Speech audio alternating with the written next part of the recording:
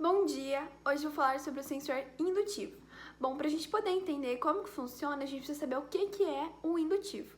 O indutivo, ele é um dispositivo que ele vai armazenar a energia temporariamente em forma de campo magnético. E o sensor? O que é o sensor? O sensor ele é um dispositivo que ele vai ser sensível à aproximação de materiais metálicos através da variação do seu campo magnético. Tá, mas aí você me pergunta, como que é dentro desse sensor? Bom, dentro desse dispositivo a gente vai ter um núcleo de ferrite envolto com uma bobina. E a gente vai ter um circuito disparador. E esse circuito disparador a gente vai ter o amplificador e o oscilador. O oscilador, juntamente com a bobina, é responsável pela criação do campo magnético. Bom, com esse campo magnético, com a aproximação de materiais metálicos. Ou seja, são geradas correntes parasitas. E a energia do campo magnético, com a sua amplitude gerada pelo oscilador, diminuirá essas correntes induzidas. Há dois tipos de sensores de indução, que são o cilíndrico e o por bloco. A gente tem um cilíndrico que ele vai ter um menor alcance ali de detecção de metais, então ele é utilizado em máquinas menores. E a gente vai ter o por bloco, que são utilizados mais em máquinas robustas, que vai ter uma maior detecção de metal. Bom, no mercado hoje em dia é mais utilizado o cilíndrico. E como a gente está vendo nessa imagem aqui, que a gente tem o faceado e o não faceado, porque o faceado ele vai possuir uma face rente ao corpo, e o não faceado vai possuir a cabeça de detecção mais elevada. Opa, eu vou aqui falar do sensor capacitivo. Bom, o sensor capacitivo ele vai utilizar de um campo elétrico para a detecção de materiais. Esses materiais podem variar de metálicos e não metálicos. Então ele vai ter uma variação de objetos que pode vir desde vidro, plástico, papel, madeira e até mesmo líquidos. Bom, como que acontece isso? Quando esse sensor capacitivo ele gera essa corrente elétrica, ele gera esse campo elétrico, ele, quando entrar em contato com algum objeto ou material, ele vai alterar a capacitância com a presença do objeto e assim o sensor pode ativar, mandando alguma carga para outro determinado dispositivo.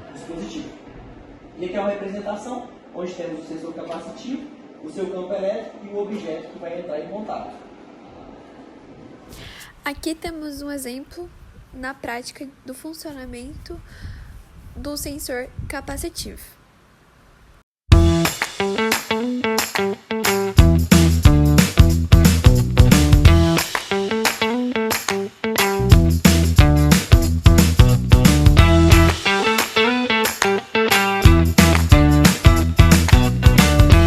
Opa, meu nome é Otávio e agora eu vou dar uma representação de um projeto que a gente fez sobre o sensor capacitivo. Bom, aqui nós temos o sensor capacitivo, que é o verde, e temos o sensor indutivo, que é o azul, que a gente vai usar para fazer uma comparação. Bom, como o Juan disse, o sensor capacitivo ele detecta qualquer tipo de metal, ou qualquer tipo de material metálico ou não metálico.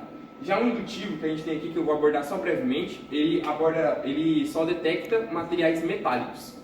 Bom, aí a gente usou esse esquema aqui na sala de pneumática para representar para vocês.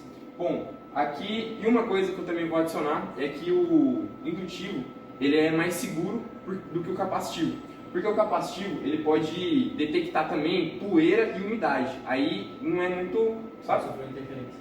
Pode sofrer uma interferência, exatamente. Aí, agora eu vou dar um exemplo aqui. Como já foi dito, detecta qualquer tipo de material. Aqui, ó, ele detecta o metal. Detectou. E esse aqui também detecta o metal. Só que a diferença do capacitivo é que, como ele detecta qualquer tipo de material, até mesmo a nossa mão, se a gente colocar aqui, ele detecta. Só que o indutivo não.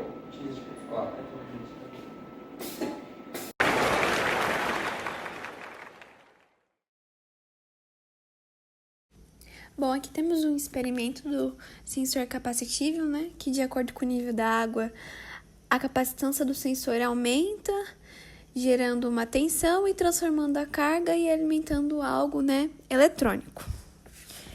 Bom, nesse caso, a gente está variando uma tensão proporcional ao nível da água. Então, quanto mais água a gente vai ter aqui, maior vai ser a nossa tensão.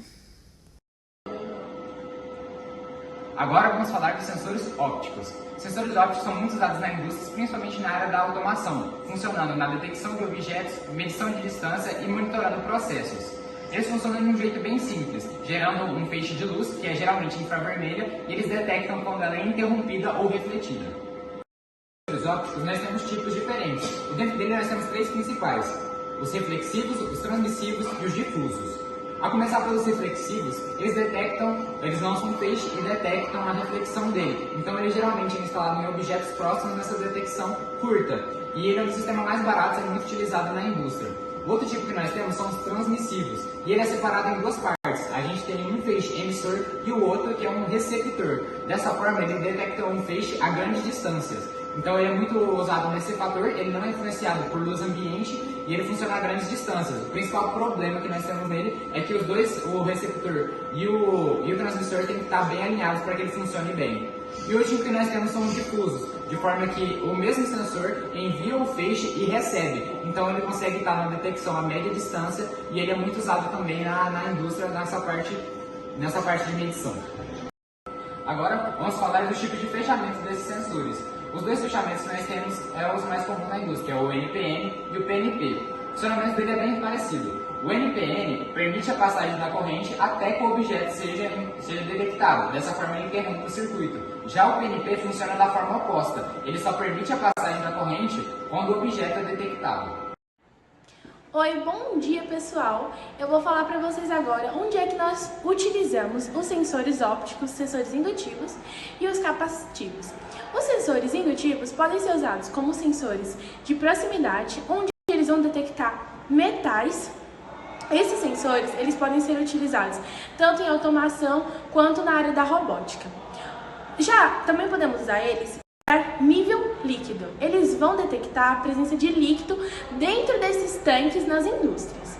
Nós também temos os sensores indutivos. Os sensores indutivos, eles também vão ser por questão de proximidade, só que eles vão detectar materiais que não são metálicos, como plástico, líquido e até outros materiais sólidos.